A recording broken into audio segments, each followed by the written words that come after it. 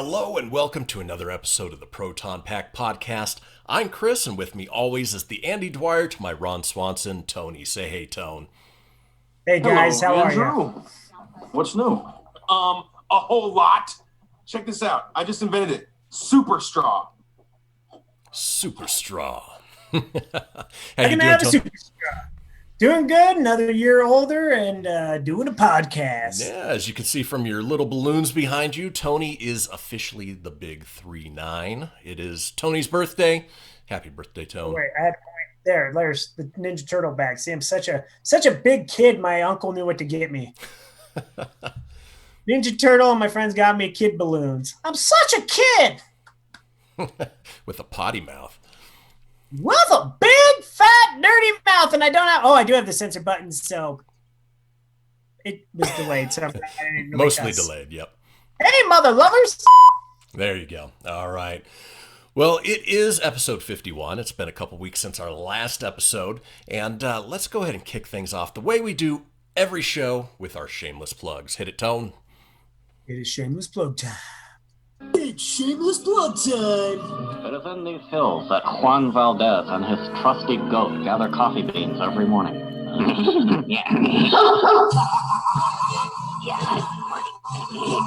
Buddy, cool. Unfortunately, Tony doesn't get any money for the Malibu shameless plug, but No, if I don't, I'd be nice. I'm wearing palm trees in their honor. I'm drinking them on my birthday. I'm supporting some band called Seven Dust. I mean, Seven Deuced. Denver Broncos. Yeah. All right.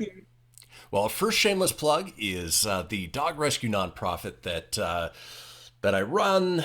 Haven't had as much time for it as I probably would need to recently, but luckily I've got some wonderful volunteers who take care of a lot of that stuff for us. But yeah, we're moving dogs from the rural shelters back here to the main areas in Reno, finding them homes, giving them a second chance at life.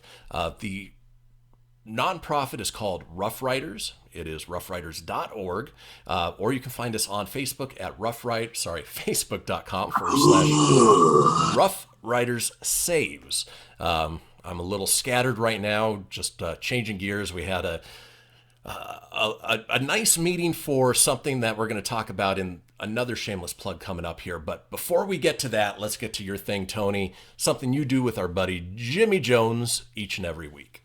Yeah, first off, also, hey, Jimmy, how's it going? I know he's tuning in. He wished me a happy birthday. Thank you, sir. Hey, yeah, Jimmy. right after the podcast tonight, if you join me on KNVC 95 FM in Carson City, you can hear me do the movie segment with Jimmy. That'll be about 8:40 Mountain Time, so 7:40 About Pacific. an hour But- from right now.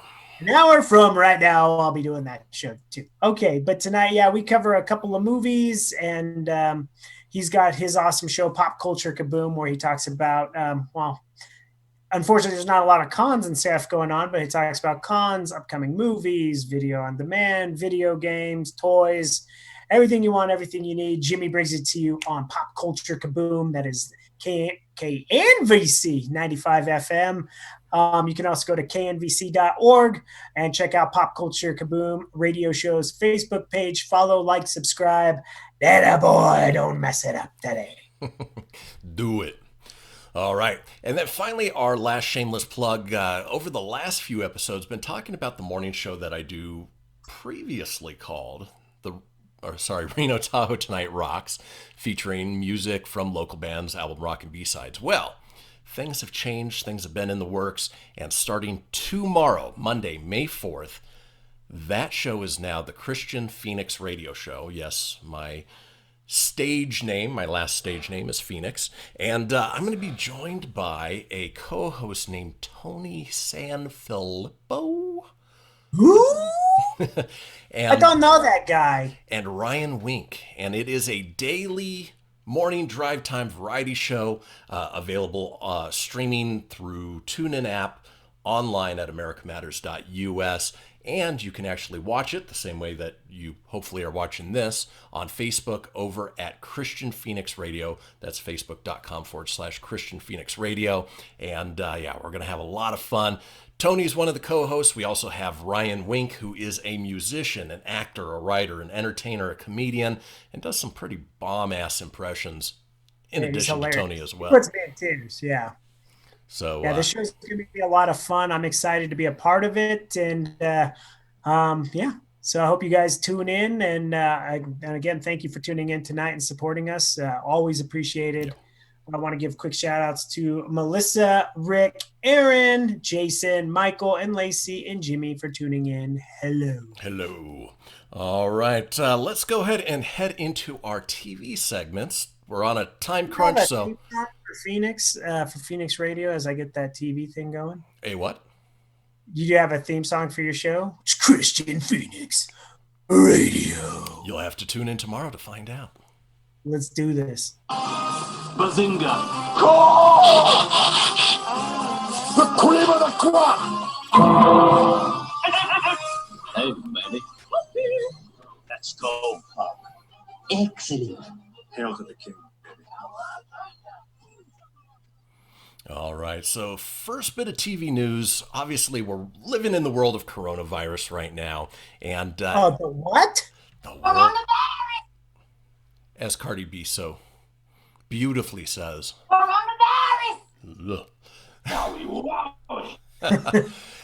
Entertainment, as we know it, has changed. You know, things are adapting and moving around. And there are a lot of people in the entertainment industry who are coming out and really trying to help people. You know, they're not sitting in their multi-million-dollar mansions. They are, doing what they do best through entertainment, getting the word out there and trying to help people. Along those lines, you have Tom Kenny, who's the voice of SpongeBob SquarePants, in case you didn't know. That's pretty good. Teaming up with other voice actors, Tara Strong, Eric Bauza, Jess Harnell, Jeff Bennett, and other voice talents from the children's entertainment world to record a series of kid-focused public service announcements, or PSAs, for a podcast, A Moment for Kids. Produced by Splash Entertainment, the multi-award-winning children's entertainment studio in partnership with Kurtco Media, a media podcast network dedicated to creating, distributing, and hosting inspirational, authoritative, and sometimes humorous content to the 1 to 2 minute messages are designed to help answer children's questions and allay their concerns during the COVID-19 crisis in an entertaining and informative way. So those voices from cartoons that you know and love, they're coming out and putting some really good information together. I think, Tony, you pulled one of those up, didn't you? Yeah, friend of the show, Tara Strong. Oh, she has one. Here you go. Matches don't burn down family homes. Badly behaved children do. Which is why we don't give them matches, stupid! And that would. Let's play again. We don't want it. On repeat. That was Tara Strong and John DiMaggio, a.k.a. Bubbles and Bender. So, little Futurama and Powder Puff Girls there. So. Yeah. Don't give kids matches. The more you know. Stupid! All right. Speaking of the way that entertainment is changing, there's been a number of shows that have come out that are joining the casts, basically reuniting the casts of some of the beloved movies and TV shows that we've come to know and love, either in an interview type setting, which they did with the Goonies. Tony had a chance to check that out, or Parks and Rec. Parks and Rec came out with a scripted COVID-19 Parks and Rec special that was wonderful. You know, we watched it here at the house yesterday. Adam Scott's looking a little. Oof. Yeah, he's like me if I take my hat off. Like, no, you minus like 45 pounds. Oh yeah, well I didn't gain the weight, but I got the hair he's got. Yeah. Ooh. This is COVID hair, baby. Live it, love it, pull it. Now, of course, none of them had their makeup artists or anything. So, like Adam Scott, for instance, he looked almost sickly and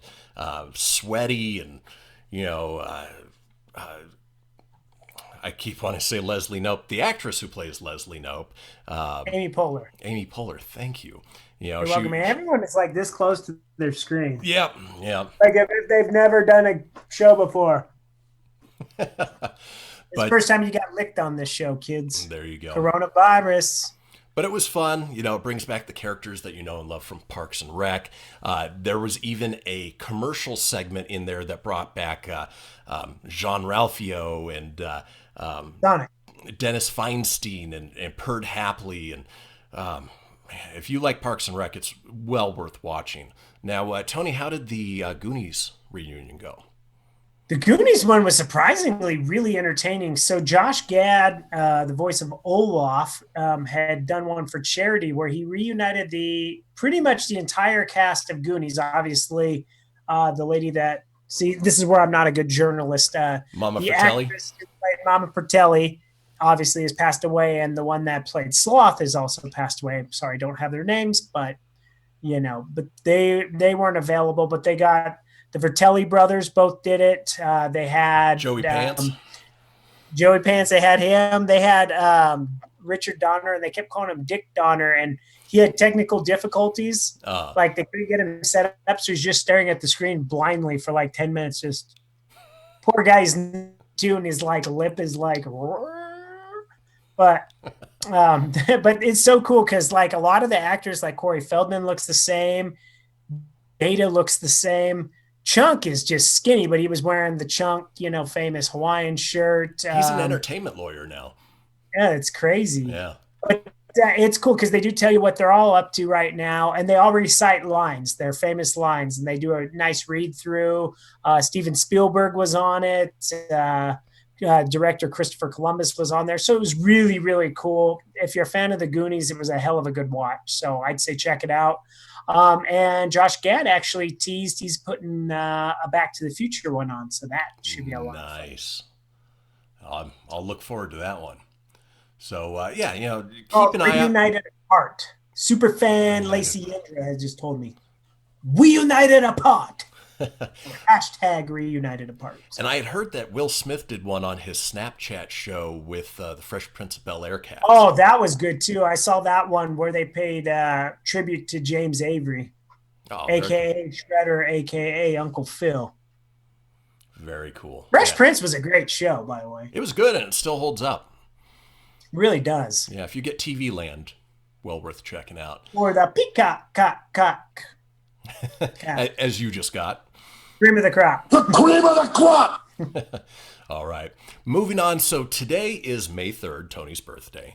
It is the greatest day in American history, baby. But the second greatest day in American history is the day James Brown was born.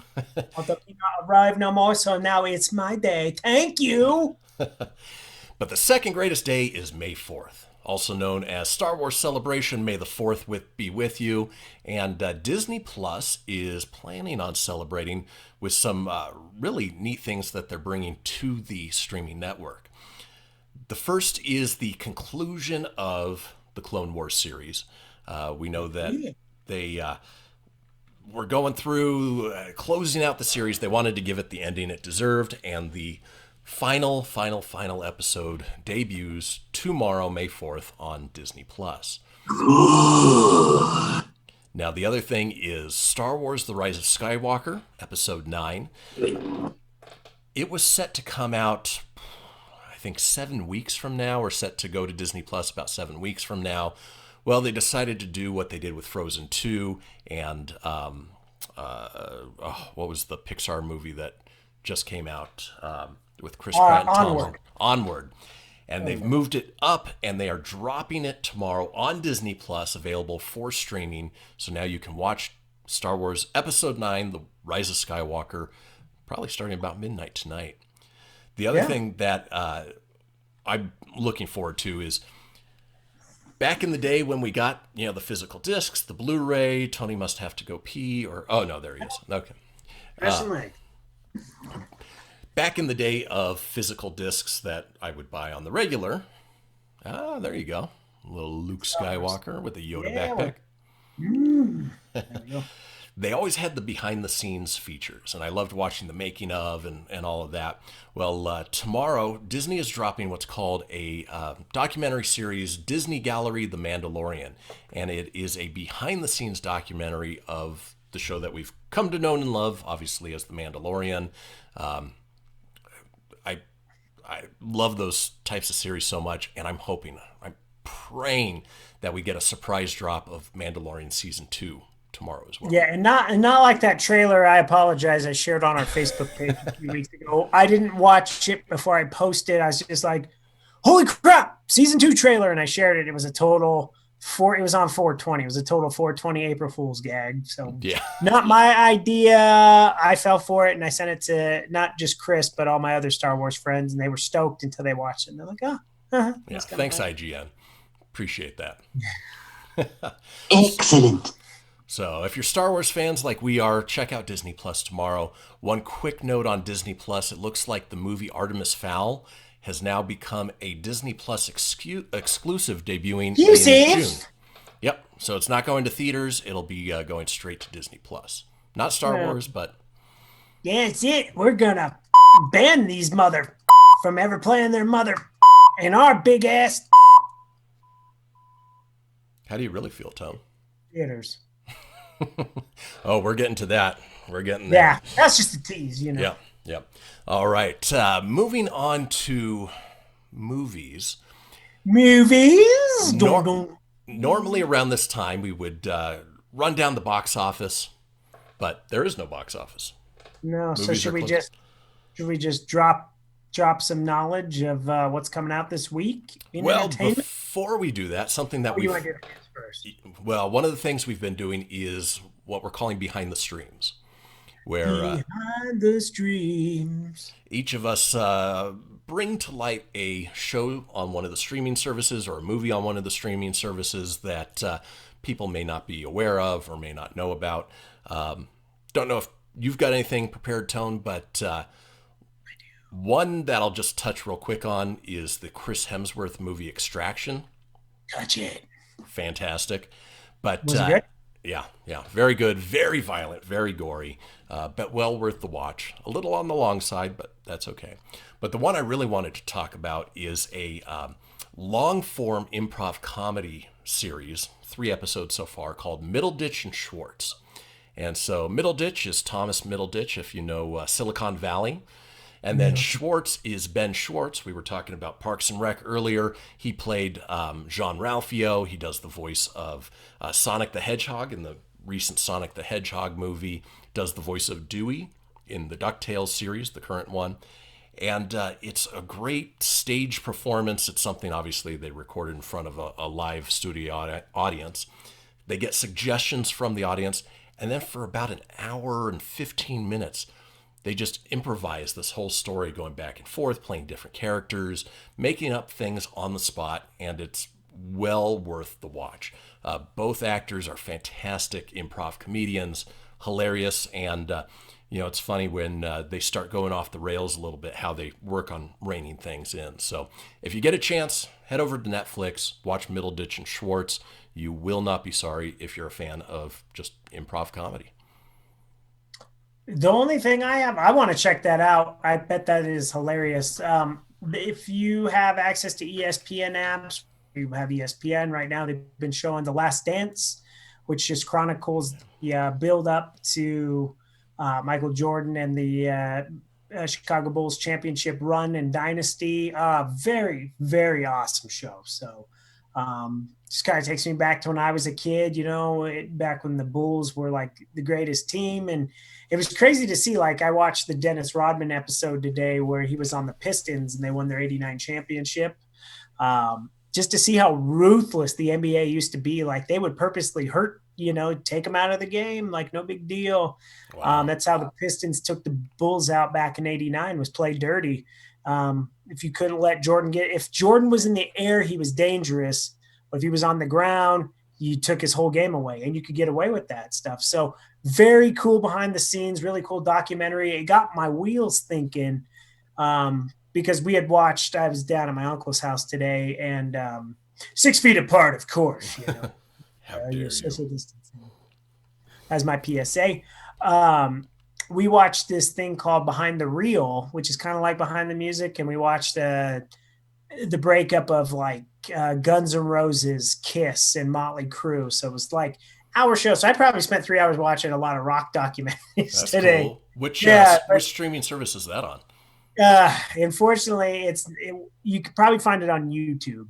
Gotcha. He has cable, so it was on his on demand. So we watched that, and it was very entertaining, and it was just crazy to think. It got me thinking, if they could have done Motley Crue, The Dirt, instead of just trying to cram that movie and everything into one thing, if they made it like a docu-series, would have been so much cooler. All right. Like a show with those actors, but do it throughout and not rush it and tell the proper story, it would have been better. So, yeah, that's my 2 cents on that bad boy. All right. That makes sense. And told the Beastie Boys story is really good too. That's on demand. You can check that out. So I have not seen that. Superfan Lacey told me about it. So shout out. Cool. All right. That's what we do on the show, kids. If you message and I happen to look down and see your questions or your comments, I tend to give you a shout out when I look back up this way. It's a good way to do it. All right.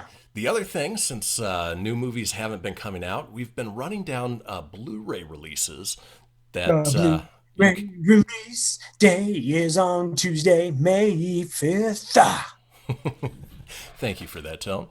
All right. And actually, this week with May 5th, there's a number of genre movies that, if you're a collector of the physical discs, might be worth checking out. You've got the Vin Diesel comic book, Valiant Comics adaptation of Bloodshot, which I thought looked interesting. Probably not something I was going to pay $20 for premium video on demand. But hey, now we can pay a little bit less, $5 to $6 and watch it. Yeah, you can actually own it. From what I hear, it's pretty good. Have not seen it, so I can't give you a horrible review. So it looked entertaining, though. All right. The Lodge, which is something that I know Tony had talked about on Pop Culture Kaboom. Horror movie that I thought looked pretty interesting, but, haven't seen the actual movie, so don't know for sure. Yeah, I'd watch this one. I think I gave it a blah.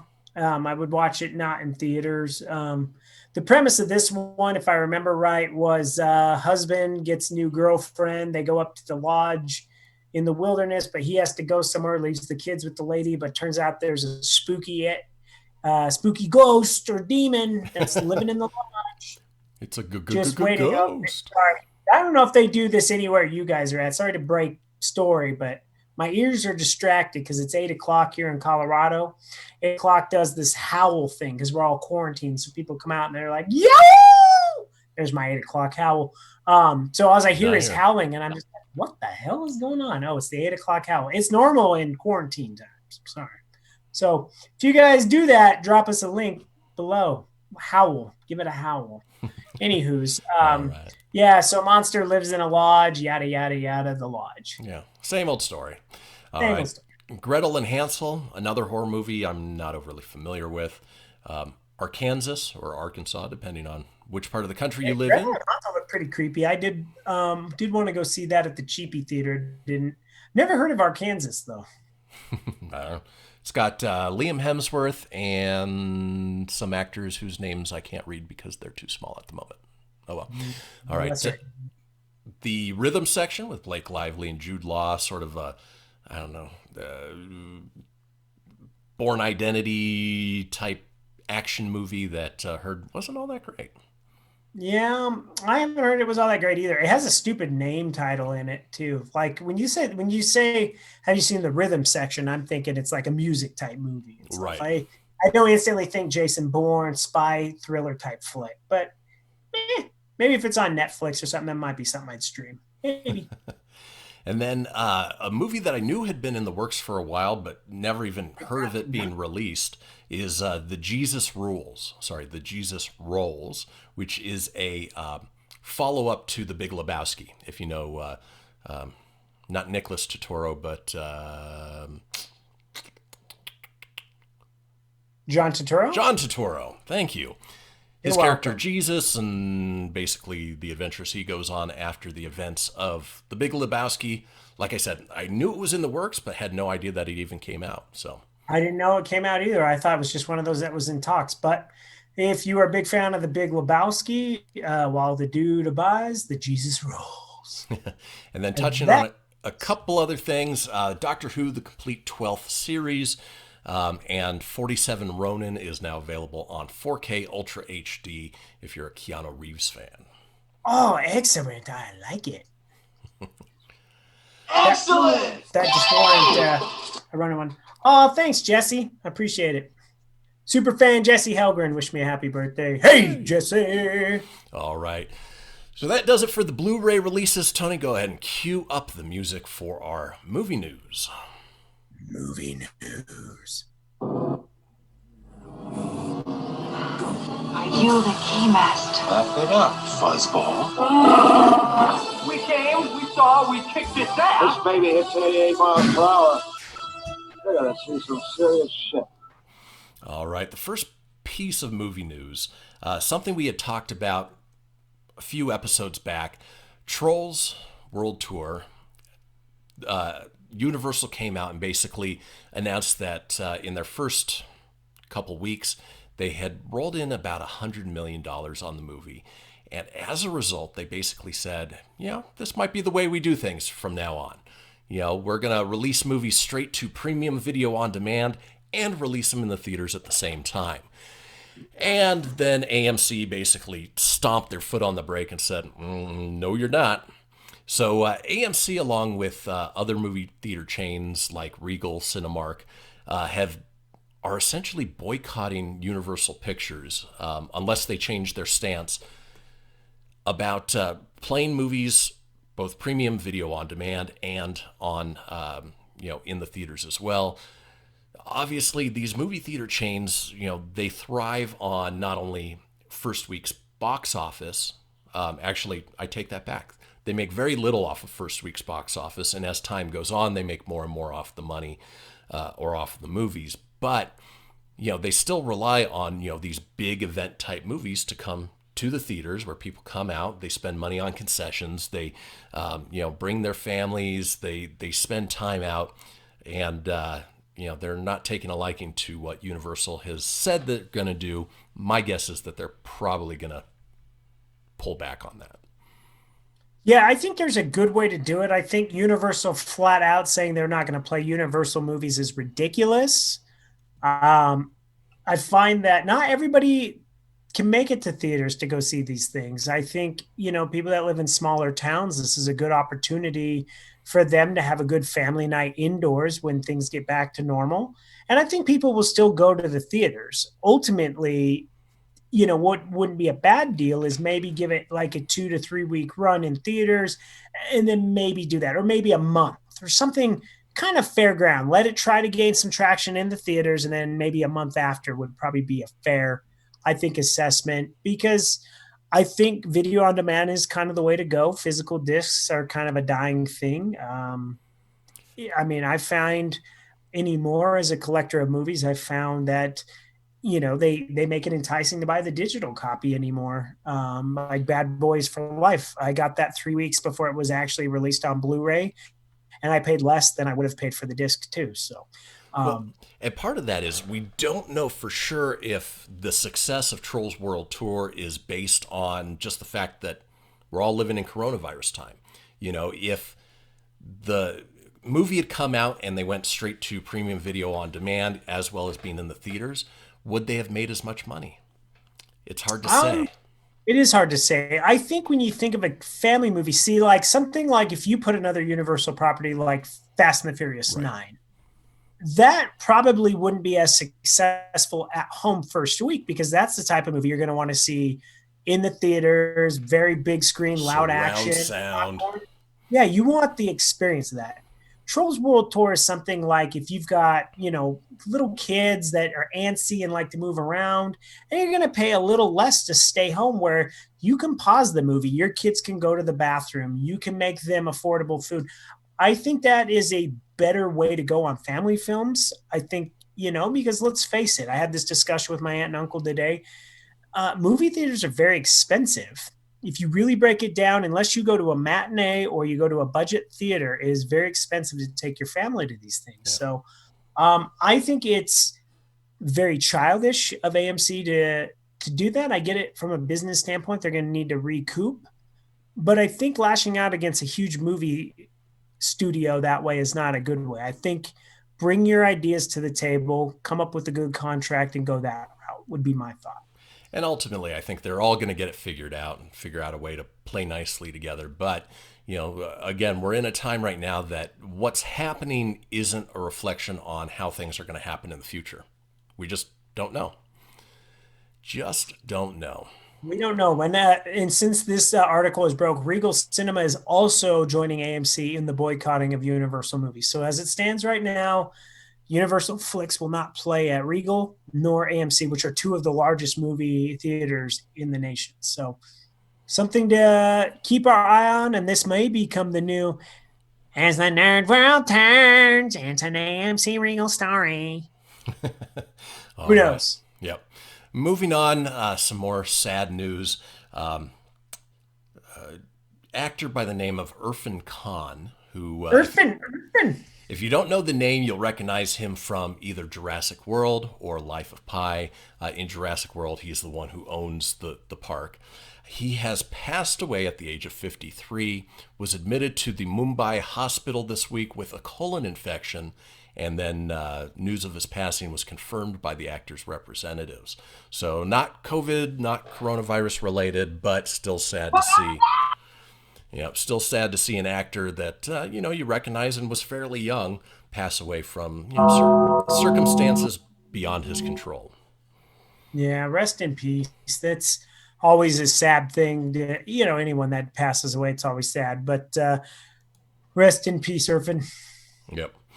All right, moving on to some more lighthearted news. LeBron James posted on Instagram the other day. LeBron James! The logo for the new Space Jam movie called Space Jam: A New Legacy, which watched the original Space Jam with the boys when they were here a couple weeks ago. Ooh, that does not hold up. And Michael Jordan is a terrible actor. Is it really that bad? I like to remember that movie being really good. Yeah, it was not great. So word of advice. This is probably one of those movies, if Christian's telling you, that's a sign, don't go back and watch your childhood movies. Yeah. Kind of like Howard the Duck. Can't unsee duck boobs, man. Leah Thompson was still hot. Right. But with any luck, with this new Space Jam and New Legacy being in this, new age of relevant comedy, maybe they'll punch things up and actually make it good.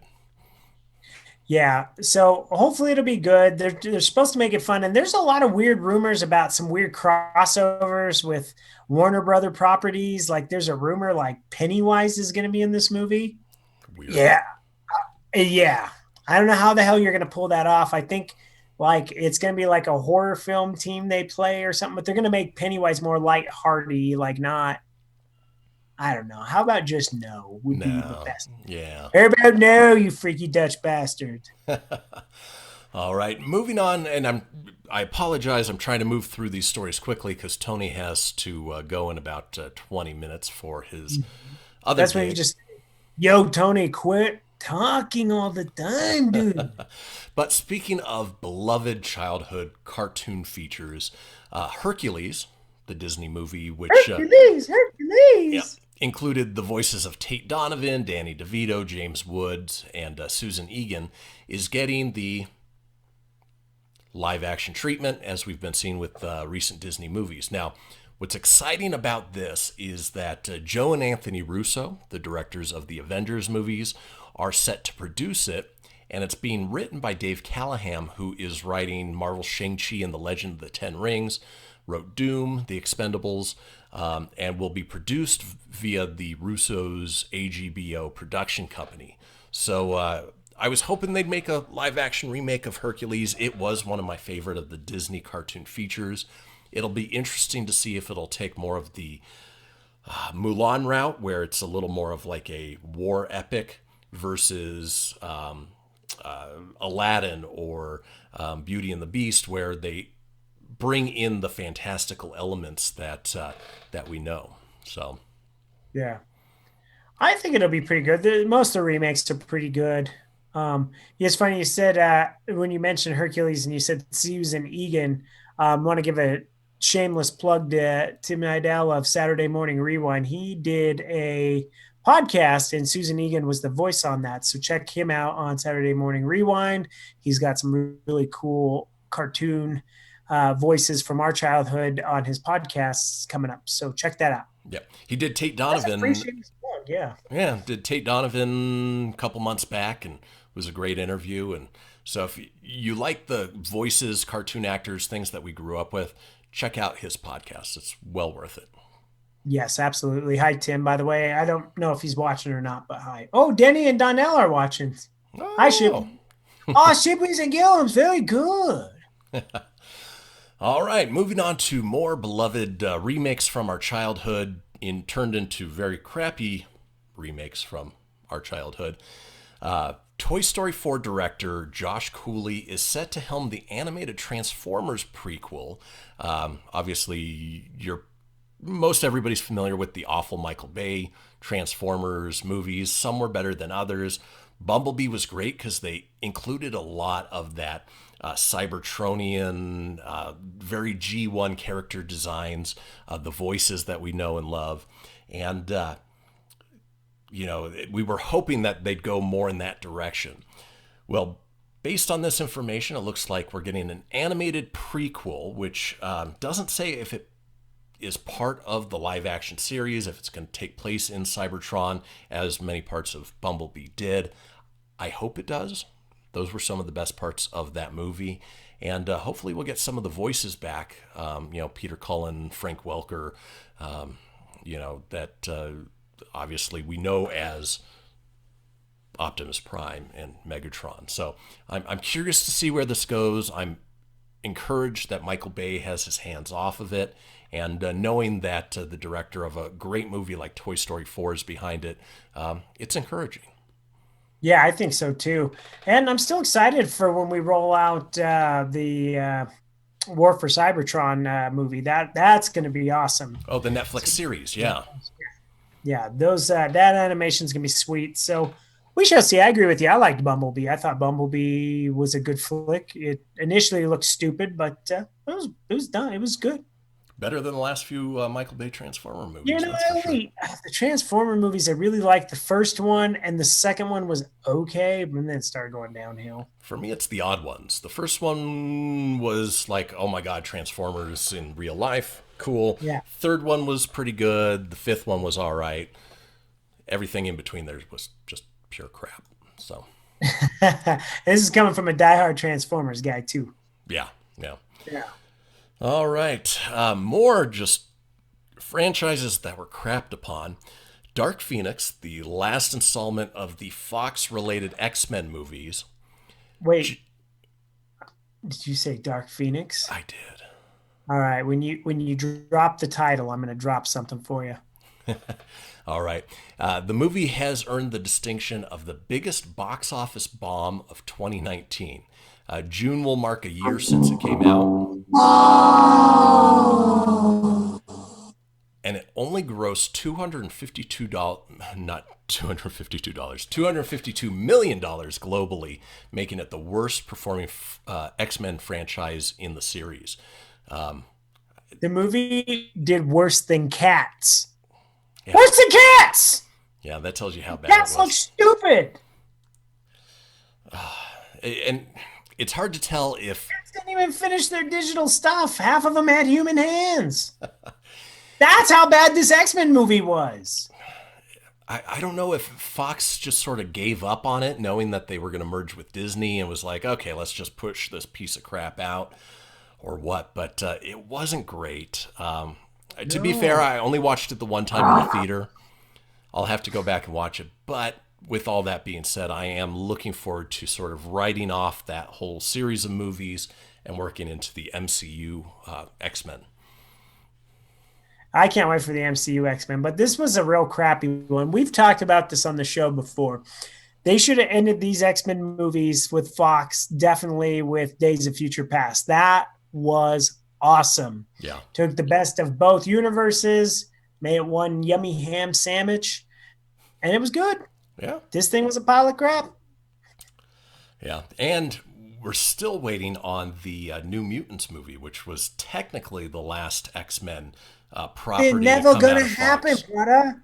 Ever. They're never gonna happen. That Chinese democracy. I'm hoping we'll see it, on Hulu, just streaming someday. Who knows? But Yeah. from the And you know what? Watch when that comes out. It'll actually be a freaking awesome movie. the last trailer actually made it look pretty good. Did. I'd still watch it. Yep. All right. Moving on to more in the MCU Spider-Verse area.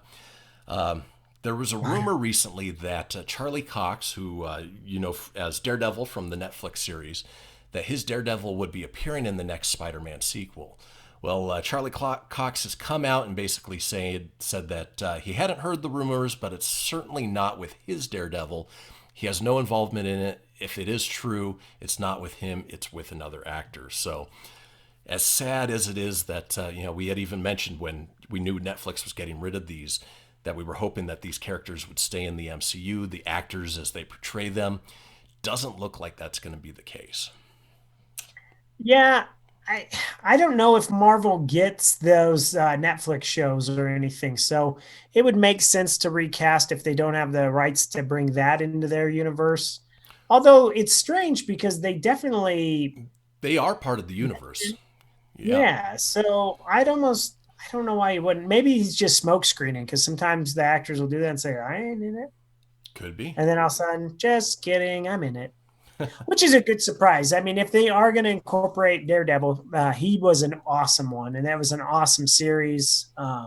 So yeah, it would be great. And if they recast it, as long as it's better than Ben Affleck's version, we'll be okay. Yeah. Now that's a pretty bad one, man. Have you heard the rumor of what they're going to be titling this next sequel for Spider-Man? No. So the first one was Spider-Man Homecoming, and obviously relates to him coming back to the MCU. The second one was Far From Home, played into the parts of the movie where he was out in New York, he was in Europe, and all of that. Well, with the way that they left the movie, spoiler alert, outing Peter Parker as Spider-Man, saying that he killed Mysterio, the rumor is that this next one is going to be called Spider-Man Home Run. And he'll be on the run, and that Kraven the Hunter will be going after him. So with any luck, some of those rumors are true, because I think that would be a pretty badass storyline. That would. Oh, the Spidey Whitey. Whoops. Nope, wrong hand. there you go. Spidey Whitey, he be on the run. The other rumor is that they're going to finally pay off the character of the Scorpion, who was introduced in the first Spider-Man Homecoming, but only as his human form, not the mechanized suit that he uses. So I'm looking forward to it, but of course, like everything, it's probably being pushed back to fall in line with the rest of the MCU as well. Yeah, it'll be a while before we see it, but I think 2021, late 2021. I think it's coming out in the summer. So. Yeah. We'll see how that all goes. Yep. All right. And then finally, our last bit of movie news. Back in December, it's getting late. I'm running down. Reynolds. Back in December, Ryan Reynolds confirmed that Deadpool 3 was currently being developed over at Marvel, describing the process feeling like the big leagues. But he doesn't know quite how the foul-mouthed, super violent Deadpool will fit in with the Mouse of House. He said, "It's just also new with it being over at Marvel now, and figuring out the ins and outs as much as I can from where I sit. I don't feel like an insider at all. I think once I'm more intimate with it, if we get to making Deadpool 3, or if or when we get to make Deadpool 3, I'll probably have a better perspective on that. But I'm a huge fan of Marvel and how they make movies, so when Disney bought Fox, I only saw that as a good thing. Deadpool hopefully being allowed to play in that sandbox, I think is just a win for everyone involved. But we'll see." So we know that they're working on it. If it's going to be under the Disney MCU, if it's going to fall under Fox and the Hulu side of things, we don't know yet. But I'm certainly hoping that he falls within that that category. Oh, absolutely. I'll look forward to see what they can do with it. As long as Ryan Reynolds is involved and stuff, I think it's going to still be good. I went back and I binged both the Deadpool 1 and 2 just about a week ago during my quarantine dream. and it still hold up really well. Yeah, well, they're fun movies, and if any character can make that transition over, it would be Deadpool. Yeah, dude, Ryan Reynolds is just so good. You know what movie I tried to go back and watch that I just couldn't really do it anymore, which was Van Wilder. I know that's what made him popular and famous, but I'm just like, man, like it was still funny, but because it started his career in Cal Penn's, and Right. I don't know if that held up as good. I dust it off once every few years, and it's more a blast from the past. It's obviously there's no way it would be released in this Me Too era of movies. You know another movie I dusted off, and it was actually I couldn't stop watching. What's that? American Reunion. Interesting. All right. Yeah, it holds up well. Funny, man. The whole Stifler thing, man. Oh, those American Pie movies were great. Yeah. All right. Well, that does it for movies. We are not only to our last category, we're to our last story of the show, just in time for Tony to get out of here. Thanks for tuning in. Let's go to bean footage. Hey, man, you want to play some video games?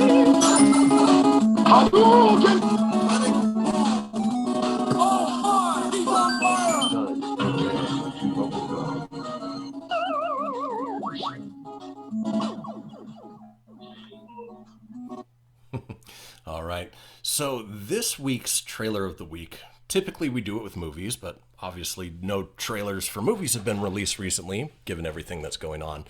But Tony and I both pretty much saw this at the same time and were blown away by it. And we're talking Assassin's Creed Valhalla. It's Valhalla. The next step into the Assassin's Creed video game series, but it's different. It doesn't look like it fits in with all the other ones, except for maybe Black Flag. But I mean, if you watch the trailer, the graphics are amazing. I mean, it looks like a full-on movie, like real actors, real people, and obviously, plays off of the barbarians and the Vikings versus the Royal English Crusaders, and it didn't show any gameplay, but I mean the trailer, which is 4 minutes long, is it looks like Assassin's Creed is taking that step into that next gen and sort of revising what, for all intents and purposes, has become sort of a tired model of what they had in the past. Yeah, it looks awesome. I mean, it just looks vicious, and it felt like a movie trailer. It was really cool. I sent it to our buddy Denny, who's a huge just Vikings fan. Like he loves Amon Amarth and the show Vikings. So I was instantly like, oh, this is the game for Denny. And I sent it to him, and he's like, dude, that was so vicious and violent. And the only thing it needed was Amon Amarth to do the soundtrack for it. Vikings, he's the shield. That's all song of theirs. But yeah, if Tony hasn't already posted on the Proton Pack Facebook page, he has. Go check it out. It's well worth a look at. And all it says is it's coming out holiday 2020. So you can expect it later this year. I've seen a few still shots from it, and the graphics are solid. So it's going to be good. It's not going to be as good as the trailer looked, but it's going to be really freaking good. Yeah, I can't wait. Yeah, looking forward to it. Well, normally we have more video game news, but it just so I got one video game news. Ah. One, because we still have a minute or two. Streets of Rage fans, Streets of Rage 4 dropped this week. So you can get that on the Nintendo Switch, the PS4, and the Xbox One. And the cool thing about the Xbox One is they merged their Game Pass with their Xbox Live. So it's like one service now. So you get the Game Pass with your subscription, which is cool, which kind of milks off of the Nintendo Switch's video games. Well, anyway, Streets of Rage 4 was on the Game Pass. So I've got it, and I've played it, and I didn't have to pay for it. That's awesome. And it's pretty damn awesome. It's a great beat 'em up. It plays just like the old school Streets of Rage. So fans of beat 'em up style games from the 90s are going to feel right at home with this. Graphics are sharp. Pretty basic gameplay. It's like Final Fight or any other beat 'em ups you've ever played. Mashing the buttons. Pick the bad guys up, pick your health up, fight a boss, move on. You're trying to capture your girlfriend that got kidnapped at the beginning of the story. So the story's about the same. You're trying to stop some drug dealers and get them off the streets. And Axel's put on a lot of weight in this game versus the previous games where he's all jacked. He's pretty fat in this game. But here nor there, Streets of Rage 4, if you get to pick it up. I mean, if you have Xbox Game Pass, you already have it, so download it. And if you're Switch or PS4, I would say it's worth the pickup. Maybe on a discount digital day or something, I wouldn't pay $50 for this game. It's definitely like your nostalgic price, around $20 or so. Okay. But hell of a pickup, man. I was surprised with it. I liked it. Very cool. Give it a thumbs up. That does it for the show. As always, make sure you guys comment on our Facebook, subscribe to YouTube, download the podcast anywhere you get podcasts, Apple, Google, Stitcher, Spotify, basically all listed right there for you. And leave us a comment, leave reviews. We love the interaction, and we'll keep doing the show for as long as you guys keep supporting us. Yeah, absolutely. And one last shout outs for the night, because there was a couple that joined in during the last segment. I want to thank Eva Davis and Robbie Porter, Lori Kramer, and Jenny Wink for chiming in at the very end. And the last two things I will say is Two Girls and a Guy in a Pizza Place apparently still holds up with Ryan Reynolds. So check that out. Good to know. And Jared Leto is still the worst Joker. And on that, take us cue out. the music. I am. Hasta la vista, baby. That's it, man. Game over, man. It's game over. Mommy, where's Fluffy? Goodbye.